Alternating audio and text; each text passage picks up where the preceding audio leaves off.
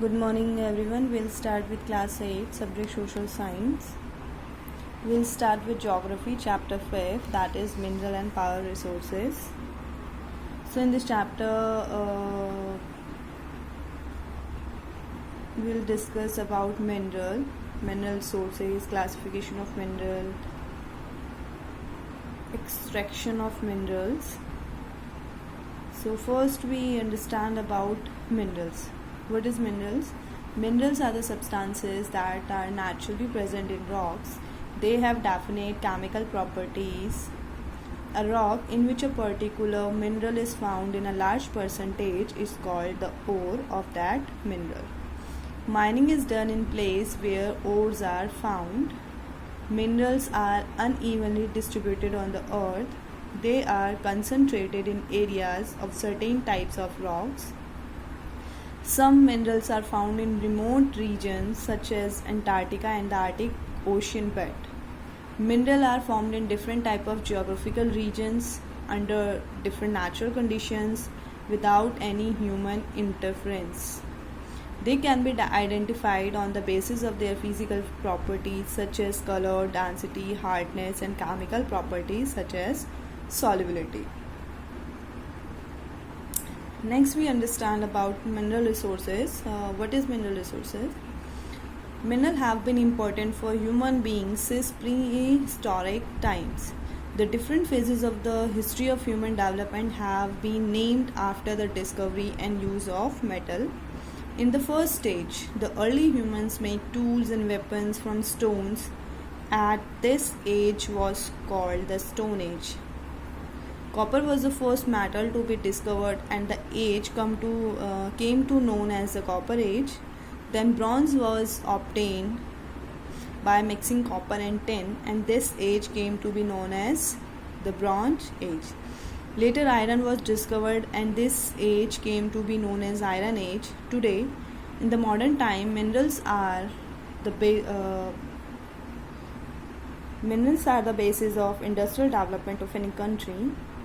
Minerals are used for manufacturing the smallest objects such as pins and needles to large objects such as aircraft and ships. The salt in your food and the graphite in your pencil are also minerals. So a mineral resources is a concentration of materials that are of economic interest present in or on the crust of the earth. Almost all minerals found on the earth are used in some way or the other for economic benefit. A few examples of minerals are gold, aluminium, copper, limestone, and diamond. So next we talk about the classification of minerals.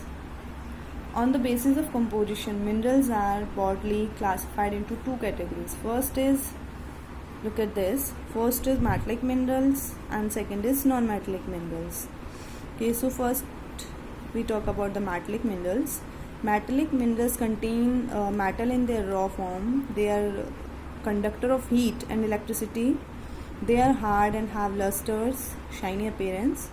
Metal can be extracted through mining. Mines are located in areas where is a high concentration of metallic minerals. A few examples of metallic minerals are iron, bauxite, manganese, gold, silver, copper, aluminium, lead, zinc, mercury, and platinum. They are found as ore. Most of the metallic minerals are found in igneous and metamorphic rocks. So metallic minerals are of two types. First is ferrous and second is non-ferrous. Ferrous mineral contain iron. Iron ore, manganese, and chromite are ferrous minerals. Non-metallic minerals do not contain iron, but they contain some other metals such as gold, silver, copper, and lead. So next we talk about the non-metallic minerals. These minerals do not extractable metals. Limestone, mica, sulfur, potash, gypsum are a few examples of non-metallic minerals. Mineral fuels such as coal and petroleum are also non-metallic minerals. Non-metallic minerals are found in sedimentary rocks. Some minerals are also found in the alluvial deposit on riverbeds. Look at this. Limestone is an example of a non-metallic mineral, and these are the few examples of metallic minerals: gold, copper, and silver. Okay, there is a question regarding a home assignment based on these topics which I explained.